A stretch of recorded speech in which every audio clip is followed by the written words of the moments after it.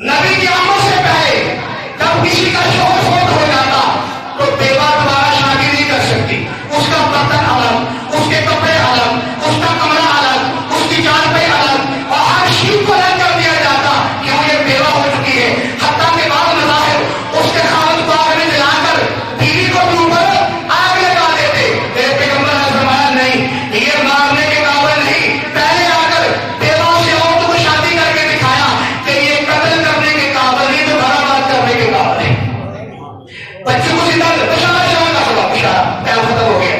बच्चों को जिंदा कर देते थे। नबी ने फरमाया जो दो बच्चों की शादी करेगा ये मेरे कमली वाले की बरकत से है। बच्चियों को जिंदगी मिली मेरे नबी की बरकत से, बेवा को जिंदगी मिली मेरे नबी की बरकत से।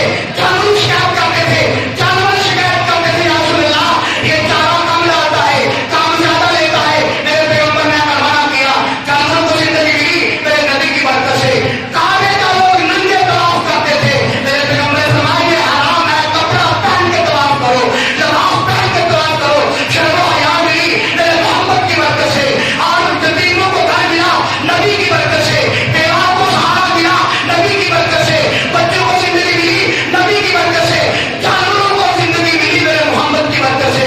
फिर मुझे कहने का हक बनता है, आप चाहते हैं मुद्दे को दफनाने के लिए तो क्या पढ़ते हैं रास्ते में? ला इलाहा इल्लल्लाह मुहम्मद सल्लल्लाहु ला इलाहा इल्लल्लाह मुहम्मद रसूलुल्लाह। हमें ईमान है, हमारा ईमान है, हमारा यकीन है, हमारा ईमान है।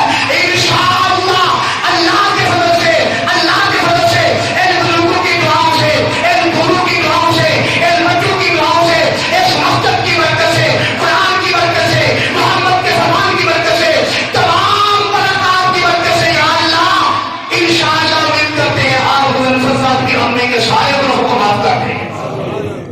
और भी जो किसी का अम्मी, अब्बू, बहन,